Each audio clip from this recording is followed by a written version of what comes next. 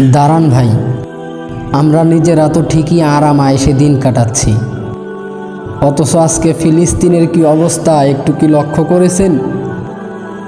গাজাবাসীর আজকে কি অবস্থা একটু কি জানেন? গত 18ই মার্চ মঙ্গলবার দিন ইসরায়েল গাজায় আক্রমণ করে প্রায় 400 জন মানুষকে মেরে ফেলছে। এখন রমজান মাস চলতেছে, এই রমজান মাসেও ইসরায়েল তাদেরকে ছাড় দেয়নি। আমার বুঝে আসে না এরকম ভয়ঙ্কর দৃশ্য দেখেও কিভাবে মুসলিম ক্রান্তিগুলো এখনো চুপ করে রয়েছে। হে আল্লাহ, কেউ কিছু করুক বা না করুক, তুমি ইসরায়েলের বিচার করো আল্লাহ। তুমি আমার ফিলিস্তিন ভাইদেরকে হেফাজত করো, তুমি আমার গাজাবাসীকে হেফাজত করো আল্লাহ।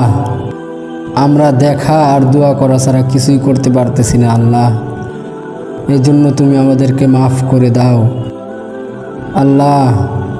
তোমার কাছে কিচ্ছু চাই না, তুমি শুধু অতি শীঘ্রই ফিলিস্তিনকে বিজয় দান করো আল্লাহ। তুমি তাদেরকে আর পরীক্ষার মুখে ফেলিও না, তুমি তাদেরকে অতি শীঘ্রই বিজয় দান করো।